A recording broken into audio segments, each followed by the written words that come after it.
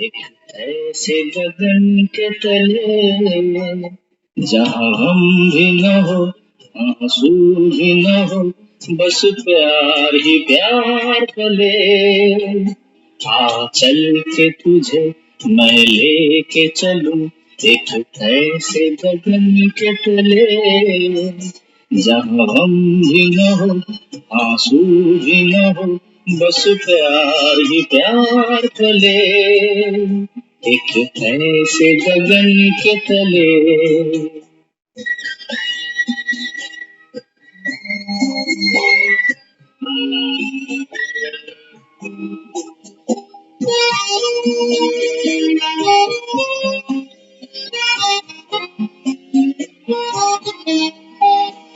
सूरज की पहली किरण से आशा का सवेरा जागे। सूरज की पहली किरण से आशा का सवेरा जागे। चंदा की किरण से धुलकर घनघोर अंधेरा भागे।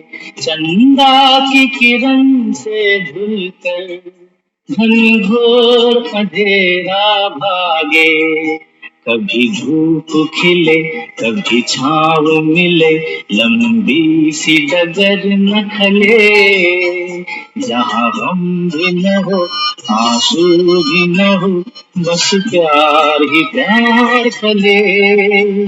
एक ऐसे गगन के तले।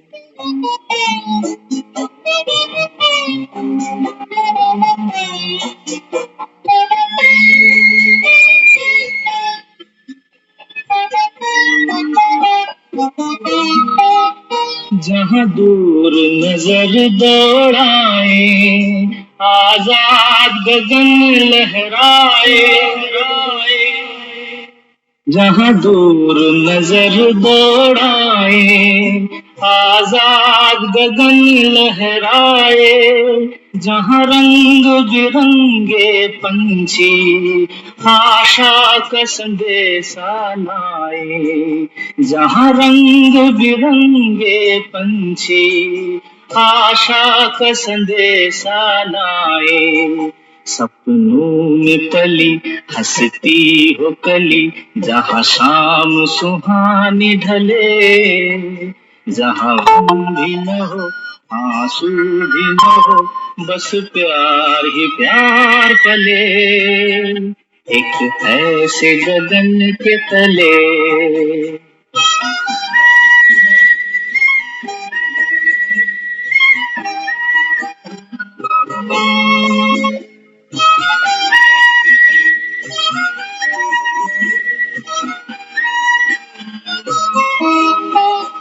सपनों के ऐसे जहां में जहां प्यार ही प्यार खिला हो, हम जाके वहां खो जाए, शिकवा न कोई गिला हो। कहीं बैर न हो कोई गैर न हो, सब मिल के यूं चलते चले जहां गम भी न हो, आंसू भी न हो, बस प्यार ही प्यार पले। आ चल के तुझे मैं लेके चलूं एक ऐसे गगन के तले जहाँ गम भी न हो, आंसू भी न हो, बस प्यार ही प्यार पले। एक ऐसे गगन के तले, एक ऐसे गगन के तले। ओम शांति। ओम शांति। ओम शांति। तो बाबा बच्चों को बुलाता है कि बच्चे आ चल के मेरे पास चल के आ, तो मैं तुझे ऐसे नीले गगन के नीचे ले चलूं जहां कोई गैर ना हो, कोई वैर ना हो। बाबा कहते हैं बच्चे खूब रोए, खूब धक्के तुमने खाए, अब बाबा कहता है अब तुमको अपार खुशी होनी चाहिए। क्योंकि बाबा कहता है अब ये पुराना तन छोड़कर तुमको, बाबा कहता है अभी नई दुनिया में जाना। तो बाबा समझाता है, बच्चे तुमको अभी बाप मिला है, भक्तों को भगवान मिला। बाबा कहता है देखो जो भक्त है ना वो भगवान को ढूंढ रहे हैं और तुम बच्चों को बाप मिला है। कितना बड़ा डिफरेंस है, बाबा कहता।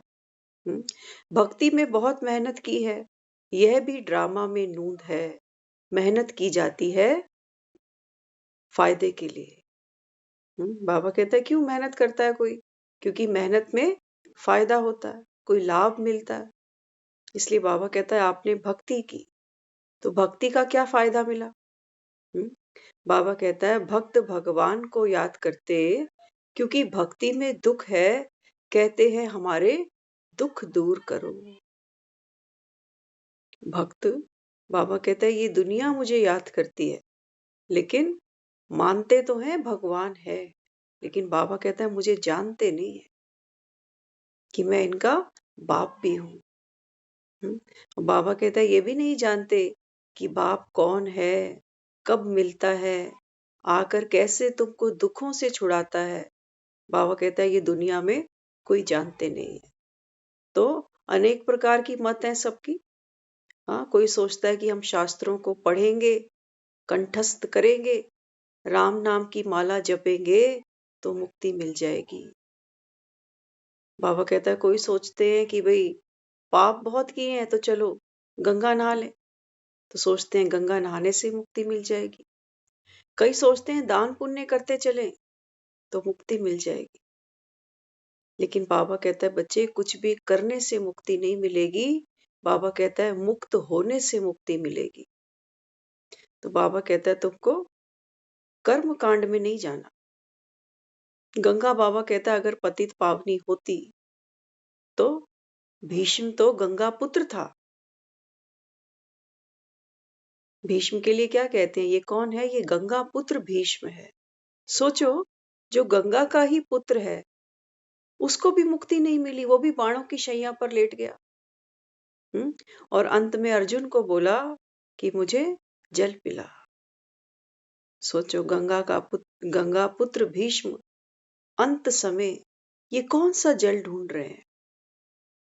बाबा समझाता है, बाबा कहते हैं बच्चे वास्तव में ये है ज्ञान जल, जिसका अमृत पान करके बाबा कहता है आत्मा मुक्त हो जाती है। इसलिए आपने सुना होगा, एक प्रसंग सुनाते हैं शास्त्रों में भी, कि राजा परीक्षित जब थे तो उन्होंने अपने बल पर, कहते हैं, कलयुग को थाम रखा था। द्वापर युग की कहानियां सुनी ना, तो वो दिखाते हैं कि जो परीक्षित राजा था वो इतना बलशाली था कि कलयुग की प्रवेशता नहीं थी। कलयुग कांपता था कि जब तक ये परीक्षित है तब तक तो मेरा प्रवेश दुनिया में होगा ही नहीं। तो कैसे फिर कलयुग ने प्रवेश किया, कैसे राजा परीक्षित को श्राप मिला, तो वो हम सबने कथा प्रसंग सुने हैं। तो बाबा भी बच्चों को यही अवेयरनेस दिलाता है। बाबा कहता है बच्चे ये जो जीवन है ना, अंत समय बाबा कहता है आत्मा ऐसे ही बाणों की शैया पर अपने को महसूस करती है। चुभता है कि अंत समय आ गया और हमने सारा जीवन किया क्या। बाबा कहता है अंत समय जब प्राण तजती है आत्मा, जब शरीर से निकलती है आत्मा, तो ऐसे ही चुभन महसूस करती है जैसे बिच्छू काट रहे हैं। लेकिन उस समय बाबा कहता है कोई युक्ति नहीं है, और दुनिया उसी समय युक्ति यूज करती है। कोई गंगा जल मुंह में डाल आता है, कोई गीता के श्लोक पढ़ के सुनाता है। बाबा कहते हैं नहीं बच्चे, मुक्ति भी अर्जन की जाती है, कमाई जाती है, मेहनत की जाती है। बाबा कहता है ना मेहनत में फायदा है। तो इसलिए बाबा कहता है कि बच्चे देखो, भक्त तो हैं, पुकारते भी हैं, दुखी भी हैं, लेकिन बाबा कहता है देखो भक्त कितना नाच तमाशा भी करते हैं। हाँ, बाबा कहते हैं गा गा कर मुझको बुलाते हैं, रो रो कर मुझको भक्त बुलाते हैं। खुशी भी होती है तो फिर रोते भी हैं। कहीं प्रेम के आंसू बहाते हैं तो कहीं विलाप के आंसू बहाते हैं। भगवान के प्रेम में आंसू आ जाते, परंतु भगवान को जानते नहीं है।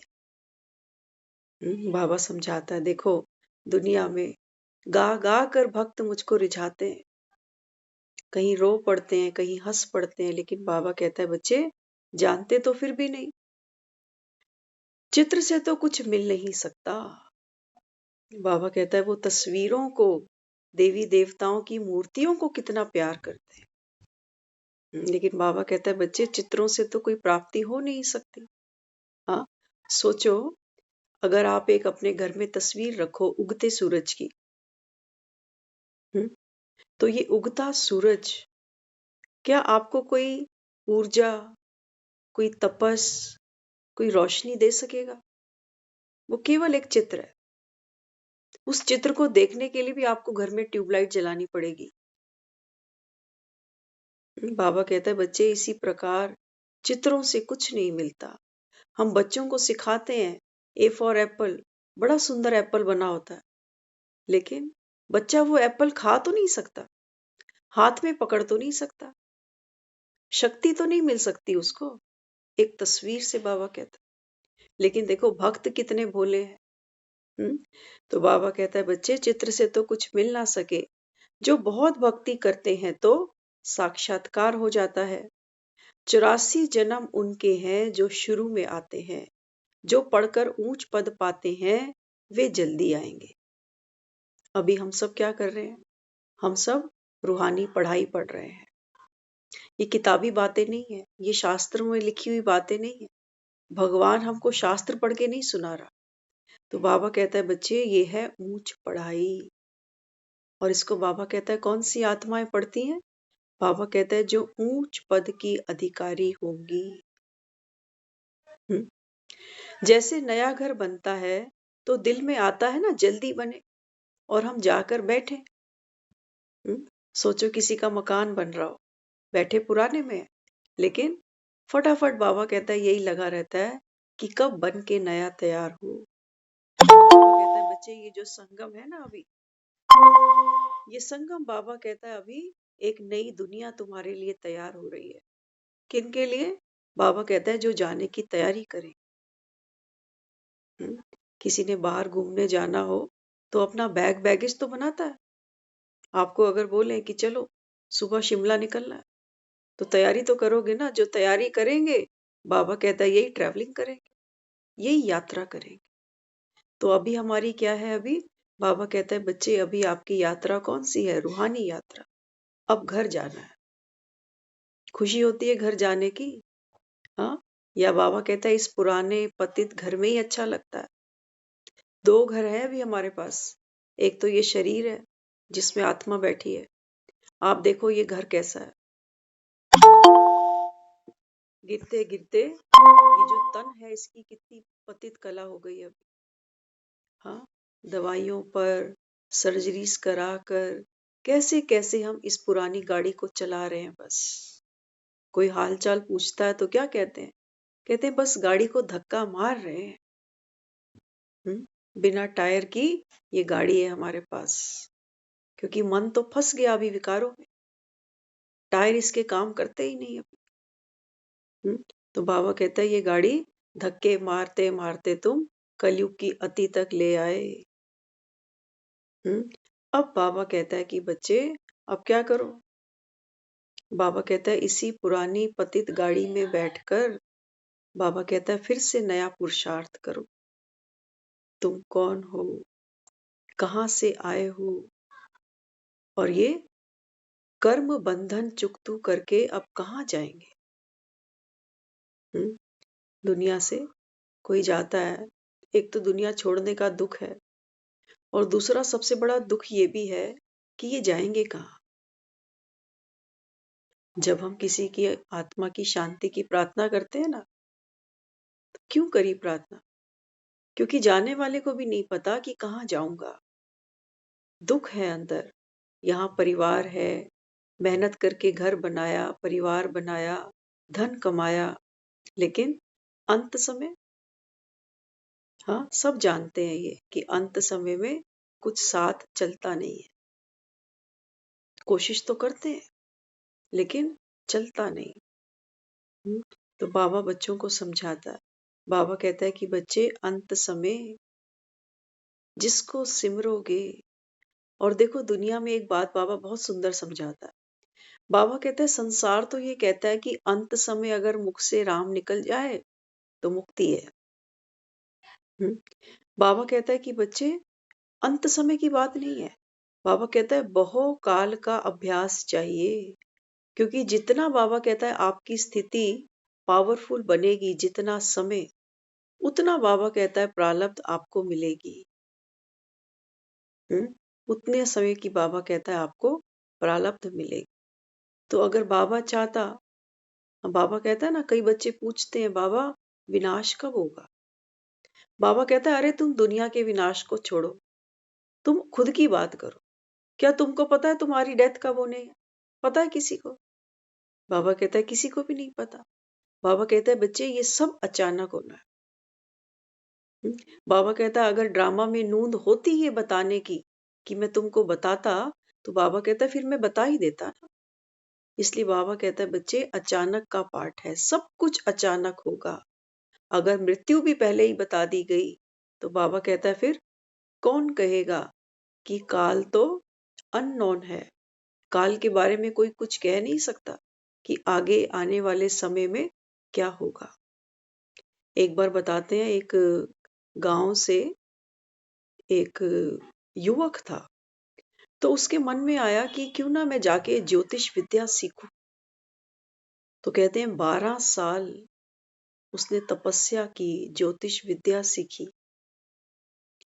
और जब ज्योतिष विद्या सीख कर 12 साल के बाद अपने गांव में आया ना, तो अपने गांव जब जाने लगा तो रास्ते में एक नदी पड़ी, और नदी के ठीक बाहर की तरफ मिट्टी थी, गीली मिट्टी, जैसे नदियों के तट पर हम देखते हैं।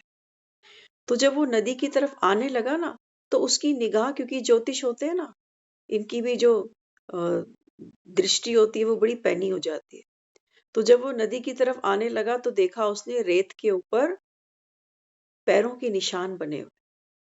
तो जब बड़े गौर से देखा तो वो देख के दंग रह गया। कहता अरे ये तो कोई साधारण पांव के निशान नहीं है, ये तो कोई चक्रवर्ती के पांव के निशान है। और कोई चक्रवर्ती बिना चप्पल के इस गंदी सी रेत में चल के यहां से गया है, और मेरे ही गांव में है। हाँ, और मैं 12 साल तपस्या करके आ रहा हूँ। तो मुझे तो इसको ढूंढना पड़ेगा कि ये चक्रवर्ती कौन है, कहाँ है। और चक्रवर्ती भी नंगे पैर घूम रहा है, और मैं तो दुनिया को बड़े बड़े वो देता हूँ कि भाई ये पुण्य करो तो ये मिलेगा, वो करो तो ये मिलेगा, लेकिन चक्रवर्ती भी नंगे पैर घूम रहा है। तो पद चिन्हों की तरफ चल पड़ा। चलते चलते देखा नदी के ही तट पर एक ऋषि बैठा हुआ है, और वहां पर वो पद्मों के जो चिन्ह थे, पैरों के निशान थे, वो खत्म हो गए। तो वहां जाके रुका, उस महात्मा को नमन किया। कहते हैं नदी की तरफ से आप ही चलकर आ रहे हैं ना, आपको मैं चरण देखना चाहता हूं। तो आग्रह किया तो ऋषि ने अपने चरण आगे कर दिए। अब जब चरण आगे किए तो देख के दंग रह गया। कहता है आप चक्रवर्ती हो, और आप साधारण रूप में बिना चप्पलों के इस वृक्ष के नीचे तपस्या कर रहे हो। ये क्या है? इसका मतलब तो मैंने जो 12 साल तपस्या की, ज्योतिष विद्या सीखी, ये तो व्यर्थ चली गई। तो आप बताओ मुझे। उन्होंने बोला मैं क्या करूं, गांव में 12 साल बाद जा रहा हूं, लोग मेरे पास आएंगे, पूछेंगे बताओ भविष्य क्या है, तो मैं क्या बताऊंगा किसको। तो वो जो महात्मा थे, उन्होंने उनसे मुस्कुराते हुए कहा, कहते जो ज्योतिष विद्या है ये कभी व्यर्थ नहीं जाती है। कहते देखो जब मैं हुआ था तो कहते हैं वास्तविक मेरा नाम है सिद्धार्थ, लेकिन ये जगत मुझे बुद्ध के नाम से जानता है। तो बताने लगे, कहते हैं जब मैं हुआ था तो ज्योतिषियों ने बताया था कि देखो या तो ये चक्रवर्ती राजा बनेगा, और या फिर ये बहुत बड़ा तपस्वी बनेगा। तो ज्योतिष कहते हैं गलत तो नहीं थी, दो रास्ते उन्होंने दिए थे, या तो ये या तो वो। लेकिन ये डिपेंड करता है कि जो सामने वाली आत्मा है जिसका आपने भविष्य बताया, वो किस पथ की तरफ चलेगा। तो कहते हैं मुझे ये पथ अच्छा लगा और ये अविनाशी था, वो विनाशी था। 1 साल 1 जन्म के लिए राजा का बेटा बनता और सारे सुख वैभव देख के शरीर छोड़ के चला जाता। लेकिन जब मैंने तप किया, तपस्या की, तो मुझको मेरे अनंत जन्मों के रहस्य खुले और मुझे सत्य की प्राप्ति हो गई। तो कहते हैं ज्योतिष गलत नहीं है, आप दिल छोटा नहीं करो आपका। तो बाबा बच्चों को क्या समझाता है? बाबा कहता है बच्चे पूछते हैं बाबा बता दो। देखो बाबा क्यों नहीं बताता? बाबा हमको इतने बड़े बड़े रहस्य खोल के दे दिए, तो छोटी सी बात नहीं बता सकता। उसका कारण क्या है? उसका कारण ये है कि एक बार एक गांव में 10,000 के करीब लोग रहते हैं। उन 10,000 लोगों में से 10 लोग ऐसे हैं जिनको ये भासना आ गई, ये ज्ञान आ गया कि 2 दिन के अंदर अंदर ये गांव जल के खत्म हो जाएगा। अब 10 लोग 10,000 लोगों को कितना अवेयर करें कि जाग जाओ, 2 दिन में आग लगने वाली है। दुनिया क्या कहेगी? वो 10,000 में से बहुत से लोग कहेंगे अरे किसने देखा? जब लगेगी तब देखेंगे, अभी तो आग लगी नहीं। क्योंकि जब हमको ऐसी कोई खबर मिलती है ना, तो हमको कुछ यत्न करना पड़ता है अपने बचाव के लिए, आने वाले समय के लिए। वो हम करना नहीं चाहते, इसलिए हम बात को टाल देते हैं।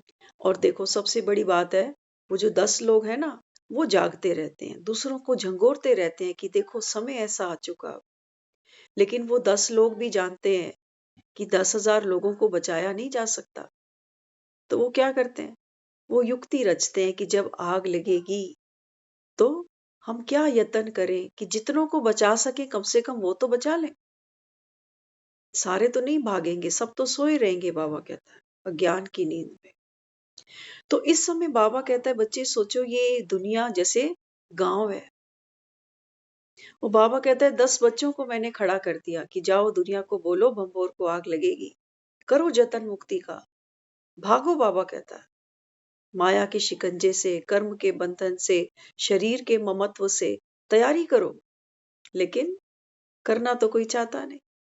वो कहते हैं जो सुख मिल रहा है कम से कम ये तो ले लें। तो बाबा कहता है कि बच्चे होंगे कोई कोटों में कोई, तो कोई में भी कोई जो बच निकलेंगे, जो बच निकलेंगे। और बाबा कहता है जितनों को बचाया जा सकता है उतनों को वो बचा भी लेंगे। तो आप और हम जो यहाँ सब बैठे हैं ना, ये देखो माया की लपटें बड़ी गहरी हैं। एक एक आत्मा को बाबा कहता है ये माया कैसे अपने शिकंजे में अपनी गोद में बिठा के लॉलीपॉप देती है। और दुनिया ये लॉलीपॉप खा के खुश है, राजी है। बाबा कहता है कुछ एक आत्माएं होंगी जो बाबा कहता है सत्य की खोज करेंगी। मरना तो है ही। बाबा कहता है कोई ऐसा थोड़ी बैठा है जो ये बोले कि मरना नहीं। मरना तो है, लेकिन बाबा समझाता है कि बच्चे नाटक में एक्टर्स आधा घंटा पहले से ही घड़ी को देखते रहते हैं। जो एक्टर होते हैं ना, जिन्होंने रोल करना होता है, वो घड़ी को देखते रहते हैं कि जैसे ही समय शुरू होगा, पर्दा उठेगा, तो हमको हमारा रोल करना है। बाबा कहता है आप हो वो हीरो पार्टधारी एक्टर कि पर्दा अभी खुलेगा, उससे पहले बाबा कहता है आप बच्चे तैयारी कर रहे हो। बाकी बाकी बाबा कहता है तैयारी जो आत्मा करेगी, बाबा कहता है यही मुक्ति और जीवन मुक्ति की अधिकारी बनेगी। तो नई दुनिया में तुम जाते हो, फिर एक एक जन्म कला कम होती जाती है। नए मकान में 6 मास बैठो तो कुछ ना कुछ दाग आदि तो पड़ जाते हैं। बाबा कहता है दुनिया में कोई नया मकान बनाए और 6 महीने बाद क्या कहेंगे? 6 महीने के बाद में कोई ना कोई दाग धब्बे कुछ ना कुछ बाबा कहता है उस मकान में पड़ जाते हैं, माना वो पुराना लगने लगता है। तो सारी दुनिया में जिसकी जो भी एक्ट है, यह चक्र फिरता रहता है। बाबा कहता है बच्चे आपको ज्ञान मिल रहा है, संसार को नहीं मिल रहा। तो देखो, एक बार बताते हैं ना कि जब महाभारत देखते थे तो उसमें दिखाया कि नकुल और सहदेव एक नदी पर गए हैं पानी लेने। तो वो जो वहां पे यक्ष था उसने बोला कि पहले मेरे प्रश्न का जवाब दोगे तब तुमको ये पानी मिलेगा, नहीं तो पानी नहीं लेके जा सकते। तो जब वो पानी भरने लगे तो बेहोश हो गए। फिर भीम भी आया, अर्जुन भी आया। उन्होंने कहा हम क्यों प्रश्नों का जवाब दें, ये सरोवर सबके लिए है। तो अंत में कहते हैं फिर वहां युधिष्ठिर आया भाइयों को ढूंढता ढूंढता। तो फिर यक्ष ने कहा कि पहले मेरे प्रश्नों का जवाब दो। तो क्या प्रश्न पूछा उन्होंने? यही प्रश्न पूछा कि इस संसार में सबसे बड़ा अचंभा क्या है। तो युधिष्ठिर ने जवाब दिया, कहते हैं महाराज, इस संसार में सबसे बड़ा अचंभा यही है कि मृत्यु, ये सब जानते हैं कि ये मृत्यु जो है ये होनी ही है, लेकिन ये देखते हुए भी लोग मृत्यु से बचने का, मृत्यु से मुक्ति का कोई उपाय नहीं करते। इतनी तमस में सोए हैं। वो कहते हैं कि आएगी तो देखी जाएगी। किसने देखी? माना रोज हम आती जाती अर्थियों को देखते हैं, लेकिन कभी भी मन में ये नहीं आता कि मेरी भी बारी आने वाली। तो ये दिखाया जगत का अचंभा कि संसार में मृत्यु है और फिर भी दुनिया कैसे आनंद से, खुशी से झूम रही है। बाबा कहता है ये माया तुमको खेल खिलाती है। अब बाबा कहता है कि बच्चे, ये है आपका अंतिम जन्म, अब घर जाना है। तो बाबा कहता है बच्चे अभी मृत्यु की तैयारी करो। मृत्यु की तैयारी कोई करता नहीं है। हमारे घर में एक छोटा बच्चा आने वाला हो ना, तो उस बच्चे के लिए हम छोटे छोटे से मोजे, कपड़े एडवांस लेके रखते हैं। किसी ने शादी पे जाना हो तो भी तैयारी करके रखते हैं कि क्या पहनना है, रात को क्या पहनेंगे, इस फंक्शन में क्या पहनेंगे। तो बाबा कहता है कहीं पर भी जाते हैं तो तैयारी करते हो, लेकिन संसार से जाना है, इतनी बड़ी तुम्हारी यात्रा है। बाबा कहता है यहां से चलने की तुम्हारी कोई तैयारी नहीं। तो बाबा कहता है कि बच्चे, इसलिए ये सारी दुनिया अभी अंधेरे में है। तो देही अभिमानी बने तो खुशी का पारा चढ़े। हाँ, बाबा हमको ये समाचार रोज इसलिए नहीं सुनाता कि हम दुखी हो जाएं। नहीं, बाबा कहता है बच्चे, बेहोशी दुख है। अगर तुम होश में आ गए, तुमको बाबा कहता है ये भनक मिल गई कि अब आंचल के तुझे मैं लेके चलूं इस ऐसे गगन के तले, जहां गम भी ना हो, आंसू भी ना हो, बस प्यार ही प्यार पले। तो बाबा कहता है फिर तो खुशी का पारा चढ़े। हम्म तो बाबा ये नहीं बताएंगे कि फलाने समय ये होना है। बाबा कहते हैं बच्चे, ये ड्रामा की नूंद नहीं है, भविष्य हमेशा गर्भ में है। और गर्भ में क्या है समय के, बाबा कहता है ये कोई नहीं जानता। तो बाबा कहते, जो ड्रामा में बताने का है वह तो मैं बता ही देता हूं। ड्रामा अनुसार जो उत्तर मिलना था सो मिल गया, बस अब उस पर चल पड़ना है। बाबा कहता है ना बच्चे, देखो अचानक का पार्ट है। आप एक डॉक्टर से कभी किसी पेशेंट की पूछो कि डॉक्टर साहब बताओ इसका कितना समय और है, डॉक्टर क्या कहता है? मुश्किल से 1 महीना, 15 दिन, 2 घंटे, 4 घंटे। लेकिन एक डॉक्टर भी ये नहीं बता सकता। पूरे शरीर की स्कैनिंग करते हैं, क्या क्या टेस्ट करते हैं, वो भी नहीं बता सकते कि मृत्यु 2:10 पे होने वाली है। कोई बड़े से बड़ा ज्योतिषी पंडित भी नहीं बता सकता। तो बाबा कहता है बच्चे, ये ड्रामा की नूंद नहीं है। और बाबा कहता है वही आत्माएं जो ये तमस तोड़ेंगी। ये तमस है, बाबा कहता है ना तमो प्रधानता है दुनिया में। तो तमो प्रधानता सिर्फ झगड़ा कला कलेश नहीं है, अलबेलापन भी तमस है। कि हम क्या करें फिर, जाना तो है ही। हाँ, तो कई लोग तो कहते हैं बेचारे, वो कहते हैं देखो मरना तो है ही। हाँ, तो मरने से पहले रोज रोज रोज मृत्यु मृत्यु मृत्यु। बाबा कहता है कि बच्चे, ये मृत्यु द्वार है, इससे निकलने की तुमको युक्ति बताता हूं। बस, और तो कुछ है ही नहीं।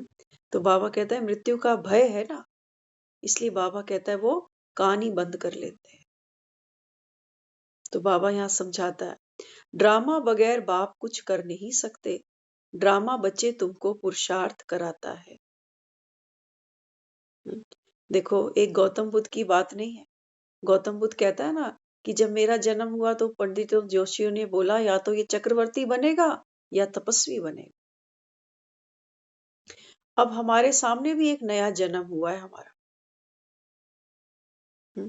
बाबा कहता है अब तुम डिसाइड करो कि तुमको तपस्वी मूर्त बनना है, धारणा मूर्त बनना है, या फिर दुनिया के चक्कर ही लगाते जाने, आया राम गया राम, क्या करना है। बाबा कहता है बाप तो तुमको अर्जी करता है कि बच्चे समझो, पहचानो समय को। बाबा कहता है बाकी मर्जी तुम्हारी है। तो पैरों में पदम माना, बाबा कहते हैं वो आत्मा के पैरों में पदम है जो बाप की श्रीमत पर चलती है। श्री कृष्ण का दिखाते थे, छोटा बच्चा था तो पैरों में पदम दिखाया। तो बाबा समझाता है, बाबा कहता है बच्चे वास्तव में ये निशानी है उन आत्माओं की जो परमात्मा की श्रीमत पर चल निकलते हैं। तो कोई ड्रामा पर ठहर जाते कि जो ड्रामा में होगा, तो बाबा कहता है फिर कई आत्माएं तो क्या करती हैं, वो सोचती हैं अगर होगा भाग्य में तो कर लेंगे। लेकिन बाबा कहता है तो समझा जाता है इनकी तकदीर में ही नहीं है। बाबा कहता है देखो, जब कोई ड्रामा सुनकर भी बाबा कहता है अगर ये पुरुषार्थ ना करे, तो बाबा कहता है फिर तो यही समझे ना कि इनकी तकदीर में ही नहीं है। एक 84 जन्म का पाठ आत्मा में ढूंढता है, फिर वही पाठ बजाएंगे। इसको कहा जाता है कुदरत।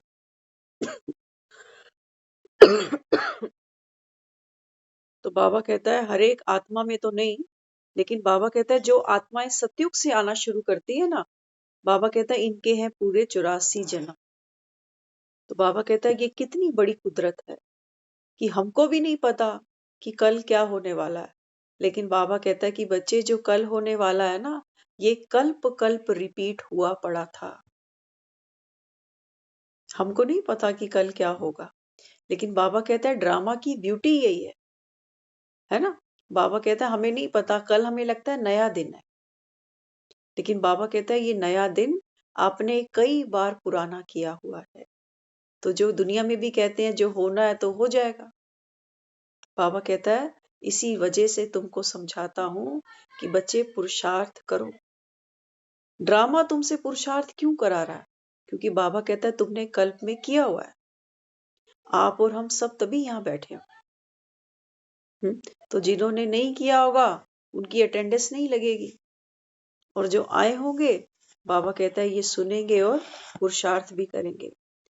कर्म करते बाप की याद में भी रहना है। शास्त्रों में भी भूल जब हो तब हम आकर अभूल बनाए ना। बाबा कहता है बच्चे शास्त्रों में जो तुमने पढ़ा लिखा सुना, बाबा कहता है ये भी ड्रामा की नूंद थी। अगर तुम मुझे भूलते ही नहीं तो बाबा कहता है फिर मैं तुमको स्मृति क्या दिलाता, है ना। इसलिए बाबा कहता है कभी भी ड्रामा में कमी नहीं ढूंढो कि फिर ऐसा हुआ ही क्यों। हाँ, कोई ये पूछे कि जब भगवान है तो समय पे क्यों नहीं आ गया। बाबा कहता है बच्चे मेरे आने का समय यही है। कोई कहते हैं इतना कलयुग क्यों बढ़ रहा है, दुनिया में इतने मंदिर बढ़ते जा रहे हैं, इतनी लोग भक्ति पाठ पूजा कर रहे हैं, और कलयुग भी बढ़ता जा रहा है। बाबा कहते हैं बच्चे कलयुग और भक्ति ये एक साथ बाबा कहता है बंद होंगे। अभी ये दोनों अति पे चल रहे हैं। इसलिए बाबा कहता है बच्चे देखो, आपे ही तरस परोई बाप कहते हैं, तरस पड़ा है तभी तो आया हूं ना। बाबा कहता है तुमने भक्ति की और मुझे पुकारा। तो बाबा कहता है बाप को तरस पड़ा तभी तो बाबा कहता है मैं फिर से आया हूं। जैसे वे घड़ी बार बार देखते हो, अब ये बेहद की घड़ी याद पड़ती है। कई बार हम देखते हैं घड़ी अभी क्या बजा क्या बजा। बाबा कहता है बेहद की घड़ी भी बुद्धि में रखो कि अब ये कलयुग का अंत सामने है, अब घर जाना ही पड़ेगा। बाबा कहता है छोड़ूंगा एक को भी नहीं। बाबा कहता है यहाँ देखो, पति पत्नी एक दूसरे को याद करते हैं और पति पहले चला जाता है और पत्नी बेचारी असहाय दुखी पीछे छूट जाती। बाबा कहता है मैं नहीं छोड़ूंगा तुमको, मैं तो बाबा कहता है साथ लेके जाऊंगा। ऐसा साजन कहीं मिलेगा? हाँ, तो बाबा कहता है बच्चे लेके भी कैसे जाऊंगा, सजा धजा के। और सजते धजते तो हम खुशी में ही है। कोई रो रहा है, उसको हम बोले आजा तेरे को सजा दे। बाबा कहता है पहले तो मैं तुमको दुखों से छुड़ाता हूँ, तुम्हारे कर्म बंधनों से तुमको छुड़ाता हूँ। तो बाबा कहता है आत्मा में खुशी का पारा चढ़ता है। और बाबा कहता है फिर मैं तुमको गुणों से, ज्ञान से, शक्तियों से, वरदानों से सजाता हूँ। तो बाबा कहता है मैं तो सजी सजाई सजनी को घर ले जाऊंगा। रोते को नहीं कि जो रोए पीछे से कि हाय मेरे पीछे मेरे घर का क्या होगा, बच्चों का क्या होगा, परिवार का क्या होगा। बाबा कहता है कि बच्चे जो होना होगा वो तेरे बगैर हो जाएगा। इसलिए बाबा बच्चों को समझाता। बाबा कहता है देखो बुद्धि भी कहती है ना कि चक्र तो जरूर फिरना है, कलयुग के बाद सतयुग आएगा। अभी रात के 10 बजेंगे, हम सबको पता है अभी खा पी के हमने सोना है, और ये भी सब जानते हैं कि सुबह उठना भी है। जानते हो ना कि 24 घंटे का चक्र तो फिरना ही है। तो बाबा कहता है फिर बेहद का चक्र फिरना है, यहां क्यों तुमको नींद आ जाती है? कलयुग बाबा कहता है खूब सो लिए 63 जन्म। सोए सोए बाबा कहता है कितने जन्म तुमने ले डाले। अब बाबा कहता है मैं तुमको जगाने आया हूं कि अज्ञान की नींद को अभी त्यागो। तो कुंभकर्ण बाबा कहता है कोई और थोड़ी थे। कुंभकर्ण बाबा कहता है इस समय ये सारी दुनिया है, जिसके लिए हम कहते थे 6 महीने कुंभकर्ण खाता है और 6 महीने सो जाता है। बाबा कहता है बच्चे ये 84 जन्म वाली आत्माओं की बात है। 6 महीने माना आधा कल्प, सतयुग और त्रेता। बाबा कहता है यहाँ तो तुम मौज मनाते हो, तो बाप को याद ही नहीं करते। और द्वापर और कलयुग आता है तो यहाँ कुंभकर्ण सो रहे हैं। तो बाबा कहता है अभी जागो। जो जागेंगे बाबा कहता है ये पहुंचेंगे, क्योंकि रूहानी यात्रा करेंगे ना। तो इसलिए बाबा देखो समझाता। बाबा कहता है देखो सतयुग भी अब जरूर आएगा, तो उपद्रव को मिटाने के लिए यज्ञ रचते हैं। वे समझते हैं लड़ाई आदि ना लगे। दुनिया में भी आप देखो कई कई लोग घरों में यज्ञ हवन रखाते हैं। तो पंडित जी कहते हैं ना देखो घर में नेगेटिविटी है तो क्या करो, एक हवन रख लो चलो। तो हवन से क्या होगा? हवन रखने से कहते हैं घर की शुद्धि हो जाएगी। तो पंडित जी आते हैं हमारे घरों में हवन कुंड लेकर, लकड़ियां मंगाते हैं और हवन सामग्री वगैरह क्या क्या मंगाते हैं। तो बाबा कहता है बच्चे इस समय ये बेहद की जो सृष्टि है ना, ये बाबा कहता है दुखी है। घर घर में बाबा कहता है उदासी है, चिंता है। तो बाबा कहता है इस समय स्वयं भगवान आए हैं रुद्र ज्ञान यज्ञ रचने। हाँ, तो बाबा कहता है अभी क्या करना पड़ेगा? पंडित जी भी कहता है ना घर के सबको बुला लो, और जब जब स्वाहा बोलूं तो ये हवन सामग्री डालते जाना। बाबा भी बच्चों को समझाता है। बाबा कहते हैं बच्चे अब इस दुनिया में जो उपद्रव है ना, देखो अभी कोविड गया ना, कितना बड़ा उपद्रव था। लगता था 2 साल तक स्कूल बंद रहे, दफ्तर बंद रहे। हाँ, क्या खुला था? सिर्फ केमिस्ट की दुकानें और राशन की दुकानें, और सारी दुनिया रुक गई थी। तो बाबा कहता है बच्चे समय नजदीक लग रहा है, जागो। तो इसलिए बाबा बच्चों को समझाता है कि ये है रुद्र ज्ञान यज्ञ, ये है ज्ञान का यज्ञ। बाबा कहता है इसमें ये पुरानी सृष्टि, पुरानी दुनिया, ये सब बाबा कहता है अभी स्वाहा होना है, होना ही है। हम स्वाहा करें चाहे ना करें। तो बाबा कहता है फिर क्यों नहीं बाप के मददगार बन जाते। ब्राह्मण बनकर बाबा कहता है दूसरों से आहुति डलवाओ। तो सबसे पहले क्या करना पड़ेगा? बाबा कहता है ये जो लकड़ियां है ना, एक एक लकड़ी बाबा कहता है सब लेकर आओ। कौन सी लकड़ी है? बाबा कहता है बच्चे ये लकड़ी है तुम्हारी वासनाओं की। आप देखो हवन में सूखी लकड़ियां डालते हैं, अगर लकड़ी गीली हो ना तो क्या करते हैं? गीली लकड़ी रुला देती है, धुआं धुआं हो जाता है, अग्नि जल ही नहीं पाती। तो बाबा भी बच्चों को समझाता है। बाबा कहते हैं बच्चे वासनाएं तुम्हारी क्या होनी चाहिए? दग्ध होनी चाहिए। बाबा कहता है भीतर कोई मॉइस्चराइजर नहीं रह जाए मन के अंदर। तो बाबा कहता है नहीं तो फिर ये तुमको रुलाएंगी।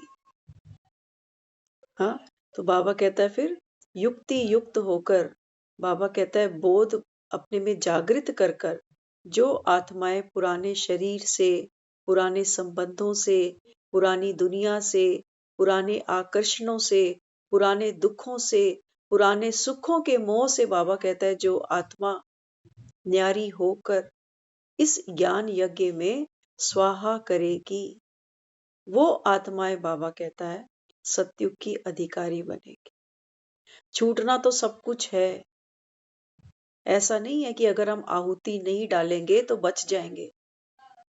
मृत्यु तो सबको आनी है, लेकिन बाबा कहता है बच्चे जो अपने में शक्ति भरकर, ज्ञान और योग का बल भरकर जो इस यज्ञ में आहुति देते हैं, वो आत्माएं बाबा कहता है 84 का पाठ खेलती हैं।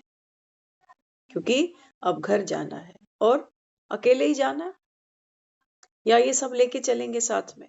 मेरा बच्चा, मेरा बेटा, मेरी बेटी, मेरा बाप, मेरी माँ, मेरा भाई, मेरा बहन। बाबा कहता है श्वास छूटी सब खत्म, खेल खत्म। इसलिए बाबा कहता है बच्चे जीते जी बाप के मददगार बनो। बाबा कहता है मैं तुमसे मांगता ही क्या हूं? मरने के बाद बाबा कहता है ये दुनिया तुम्हारा पिंडदान कराएगी, तुम्हारे जो कपड़े लत्ते होंगे ये बाहर फेंक आएंगे। और बाबा कहता है बच्चे मैंने तुमसे क्या मांगा जो तुम करनी घोर को दे आते हो? हाँ, मरे की कोई चीज घर में रखते ही नहीं है। तो बाबा कहते हैं तो क्या तुमको ये एहसास होता है कि हर घड़ी अंतिम घड़ी है, मरने ही वाले हैं अब तो? तो बाबा समझाता है। बाबा कहते हैं बच्चे सब कुछ बाप को सौंप दो, तन मन धन जन, जिसका भक्ति में गायन करते थे कि मैं बलिहारी सतगुरु तेरे, जब तू आएगा तो मैं तुझ पे वारी वारी जाऊं। तो बाबा कहता है शरीर तो तुम्हारे रुगण है, पुराने पतित, उठते हो तो खड़े नहीं हो पाते, खड़े होते हो तो बैठ नहीं पाते। ऐसे तो बाबा कहता है तुम्हारे शरीर है। मन बाबा कहता है तुम्हारे दुखी है, इस दिल के टुकड़े हजार हुए। और बाबा कहता है धन में तुम्हारे कोई शक्ति नहीं है अभी। और रिश्ते, बाबा कहता है ये तो तुम ढो ही रहे हो बस। इसलिए बाबा कहता है बच्चे ये सब बाप को दे दो, न्यारे हो जाओ। और वो लेके क्या करेगा? हाँ, बाबा कहता है बस ये करूंगा कि जब तुम न्यारे होने का अपने अंदर बल रखते हो ना, तो बाबा कहता है फिर बाप के प्यारे बन जाते हो। क्योंकि दुनिया में भी जब कोई मरता है तो हम कहते हैं फलाना भगवान को प्यारा हो गया।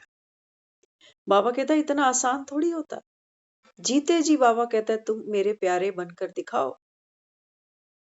बाबा कहता है ये खेल खिलौने ये तो छूटेंगे, तो मेरे कहने से छोड़ दो, बुद्धि से छोड़ दो कि साथ तो कुछ नहीं जाएगा, तो ममत्व टूट जाएगा।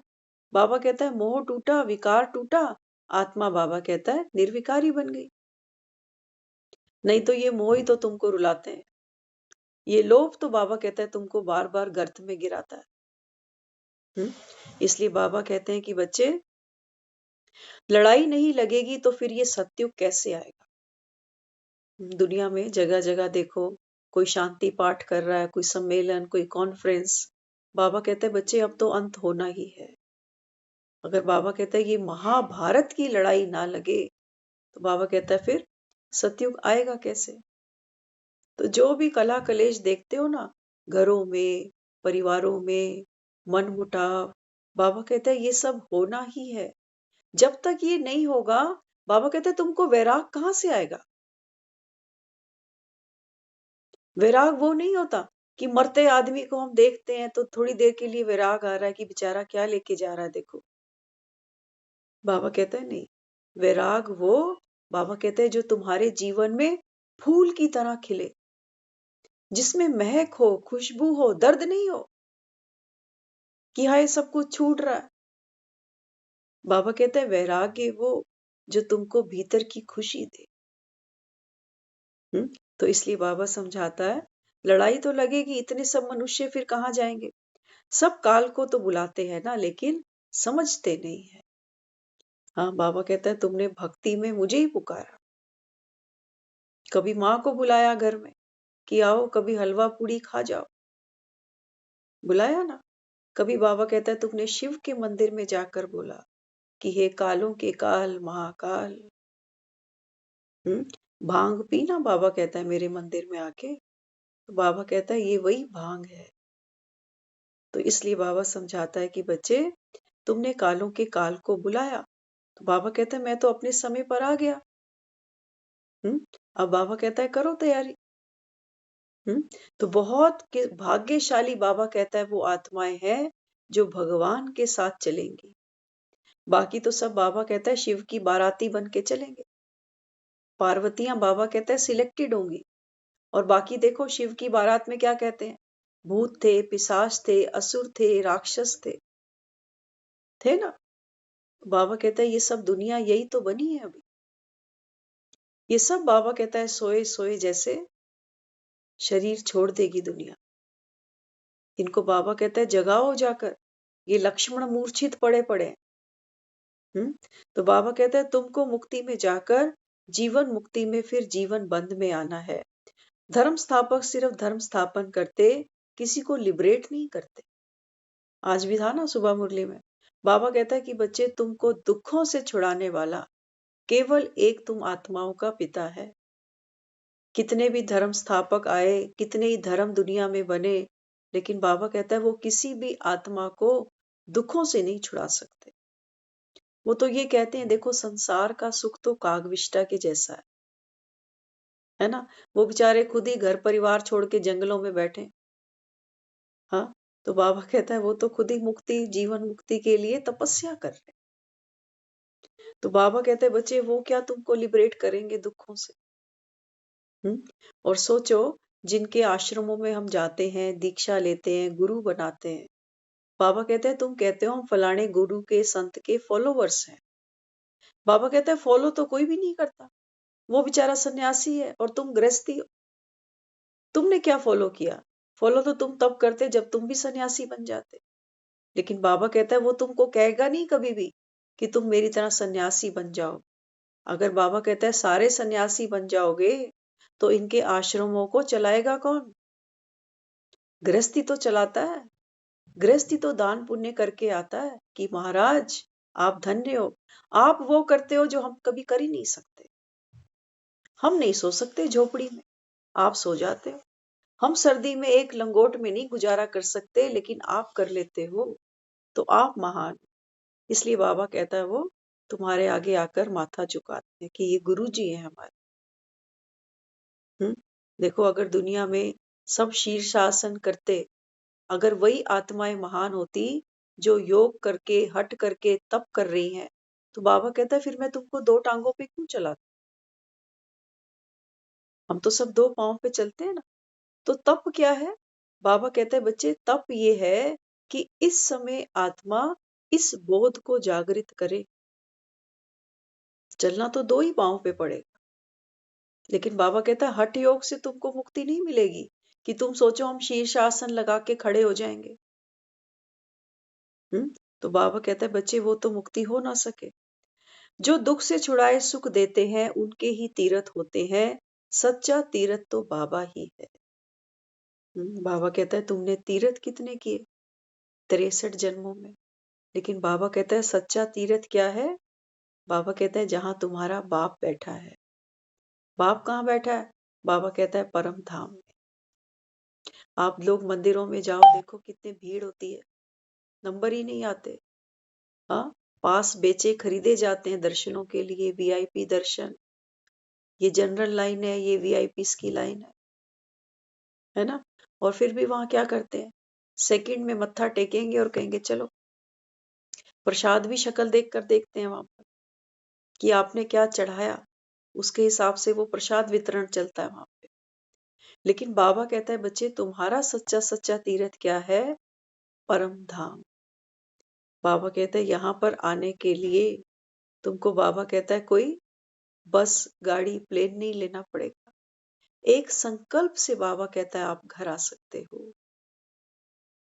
हम्म? और बाबा कहता है तीर्थ पे जब आते हैं तो लोग क्या करते हैं? तीर्थ पे जब जाते हैं तो बाबा कहता है कुछ पल घर से धंधे धोरी से छुट्टी लेते हैं। कहते हैं 4 दिन वैष्णो देवी जाना है तो घर को थोड़ी साथ उठा के चलेंगे, ऑफिस को थोड़ी साथ लेके चलेंगे, तो क्या करते हैं? छुट्टी ले लेते हैं। तो बाबा कहते हैं बच्चे तुम एक दिन में कम से कम 8 बार घर आओ, 8 बार संकल्प करो कि घर चलते हैं। तो बाबा कहता है ये कितना महान तीर्थ है जो तुम आत्माओं को बल भरता है। तीर्थ पे क्यों जाते हैं लोग? कहते हैं जो पाप है ये कट जाएंगे, तीर्थ पे दान पुण्य करके आएंगे। तो बाबा कहता है बच्चे शरीर से नहीं, जो पाप है बाबा कहता है ये शरीर थोड़ी करता है। तो बाबा कहते हैं बच्चे आत्मा को पवित्र बनाना है। तो जितना बाबा कहता है हमारा मन बुद्धि घर से जुड़े रहेंगे, बाबा कहता है उतना आत्मा पावन बनती जाएगी। इसलिए बाबा कहता है ऐसे नहीं मेरा मंदिर लूटते हैं तो मैं कुछ करूं। हाँ, कई लोग कहते हैं ना भगवान के ऊपर भी लोग एलिगेशन लगाने से छूटते नहीं है। वो कहते हैं भगवान के मंदिरों में चोरी हो जाती है। ये कैसा भगवान है जो अपने मंदिर की रक्षा नहीं कर सकता? हाँ, तो देखो बाबा ने क्या आंसर दिया। बाबा कहता है बच्चे ऐसा नहीं कि मंदिर लूटते हैं तो मैं कुछ करूं। बाबा कहता है अगर इनको ये पता होता ना कि ये बाप को लूट रहे हैं तो ये कभी नहीं लूटते। इनको पता ही नहीं बेचारों को। तो बाबा कहता है कि बच्चे ड्रामा में लूटने का है। तो बाबा कहता है फिर ड्रामा में जो नूंद है वो तो होगा ही। ड्रामा में अगर विनाश की भी नूंद है तो मैं कोई फूंक नहीं देता हूं कि विनाश के लिए। बाबा कहता है दुनिया तो कह देती है कि मारने वाला भी भगवान है और जिलाने वाला भी भगवान है, लेकिन बाबा कहता है कि बच्चे मैं कोई फूंक थोड़ी देता हूं दुनिया में कि अब विनाश हो जाए। मेरा पार्ट सबसे बड़ा है सृष्टि को बदलना, पतित से पावन बनाना। बाबा कहता है बच्चे मैं केवल परिवर्तन करता हूँ, नई दुनिया की स्थापना करता हूँ, लेकिन बाबा कहता है विनाश तो ड्रामा में ही नूंद है।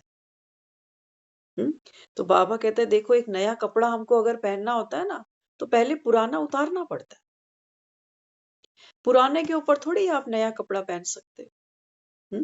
तो बाबा कहता है अब ये पुराना पतित चोला इसको बाबा कहता है बच्चे छोड़ना है। हाँ, तो इस समय बाबा कहता है अब समर्थ कौन है, मैं हूं या ड्रामा? बाबा कहता है देखो मैं हूं सर्वशक्तिवान। बाबा कहता है ये मेरी ही शक्ति है जो मैं कलयुग से सतयुग क्रिएट करता हूँ, स्वर्ग बनाता हूँ, तुम पतित आत्माओं को शूद्र से देवता बनाता हूँ। बाबा कहता है मैं हूं सर्वशक्तिमान, लेकिन बाबा कहता है बच्चे ये ड्रामा, ये बाबा कहता है मुझसे भी महान है। जैसे ये तुमसे पुरुषार्थ कराता है, ऐसे बाबा कहता है ये ड्रामा बाप से भी पुरुषार्थ कराता है। तो ये है रूहानी नेचर क्योर, आत्मा को क्योर करते हैं। बाबा कहता है बच्चे अभी मैं आकर आत्माओं को क्योर करता हूँ। कैसा अच्छा ऑपरेशन सिखलाते हैं, मुझे याद करो तो तुम्हारे सब दुख दूर हो जाएंगे। हाँ देखो दुनिया में भी जब कोई ऑपरेशन होता है, सर्जरी होती है तो चीर फाड़ करते हैं, जो वहां पर डैमेज चीज है उसको बाहर निकालते हैं और एक नए ऑर्गन को अंदर फिट कर देते हैं, है ना? तो बाबा कहता है बच्चे ये कैसा प्यारा ऑपरेशन है इस समय, जो बाबा कहता है मैं सिर्फ एक ही बात तुमको कहता हूँ कि बच्चे आत्मा बिंदु बन घर को बाप को याद करो। तो बाबा कहता है आत्मा हेल्दी वेल्दी और हैप्पी हो जाएगी। तो तुम्हारे सब दुख दूर हो जाएंगे। एक दो को याद दिलाते रहो कि अल्लाह को याद करो। बाबा कहते हैं लोग तो दुखी है ना तो बार बार दुखों को ही याद करते हैं। एक दो से मिलेंगे पूछेंगे हालचाल तो दुख याद आ जाता है। लेकिन बाबा कहता है आप क्या करो, आप उनको स्मृति दिलाओ कि देखो हम अगर दुखी है ना तो हमको भगवान को याद करना चाहिए। जिसको याद करेंगे बाबा कहता है वो चीज बढ़ती है। दुख को याद किया, दुख बढ़ गया। दुख तो था ही, लेकिन सुनाते सुनाते आंखों में फिर से आंसू आ गए ना। बाबा कहता है मैं तुम्हारे दुख छुड़ाने आया हूं, इसलिए कहता हूं बच्चे दुखों को भूलकर अभी एक बाप को याद करो। तो बाप कैसा है? बाबा कहता है कि बच्चे मैं तो न्यारा हूं। इसलिए बाबा कहता है तुमको भी दुखों से न्यारा करता हूं। फिर आज का जो वरदान है, स्व उन्नति द्वारा सेवा में उन्नति करने वाले सच्चे सेवाधारी भव। स्व उन्नति सेवा उन्नति का आधार है। बाबा कहते हैं सेवा करो, लेकिन सेवा करते करते बाबा कहता है बैलेंस बनाओ। आप देखो हम दो हाथों से सेवा करते हैं ना, दोनों हाथों को यूज करते हैं ना, एक दूसरे का सहयोग होता है दोनों हाथों को, कोई भी काम आप करोगे। ऐसे ही बाबा कहता है बच्चे एक है स्व की सेवा और एक है बाबा कहता है दूसरों की सेवा। तो बाबा कहता है इन दोनों को आपको पैरेलल यूज करना है। एक हाथ से सेवा करो, देखो कितने दुखी हो जाओगे, है ना। कहोगे एक हाथ तो मेरा चल ही नहीं रहा, एक हाथ पे पट्टी बंधी हुई है, एक हाथ से ही सब करना पड़ रहा है, कपड़े नहीं निचोड़ पा रही, रोटी नहीं बेल पा रही, तो एक हाथ से नहीं कर पाए। तो बाबा कहता है बच्चे ऐसे ही सेवा करो। तो बाबा कहता है स्व की भी करो। तुम्हारी स्थिति बाबा कहता है गिरे नहीं सेवा करते हुए। कई बार होता है हम अपने को तो भूल ही जाते हैं और सेवा में ही लग जाते हैं।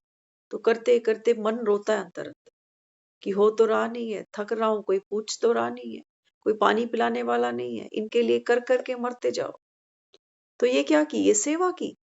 बाबा कहता है ये सेवा नहीं की, ये तो तुमने बाबा कहता है कर्मों का बोझा सर पे बढ़ाया। तो इसलिए बाबा कहता है स्व उन्नति और बाबा कहता है फिर ये दूसरों की सेवा का बैलेंस रखो। समीप आने के लिए सोचना, बोलना और करना समान बनाओ। तो बाबा कहता है अगर मेरे जैसा बनना है तो बाबा कहता है फिर क्या करना पड़ेगा?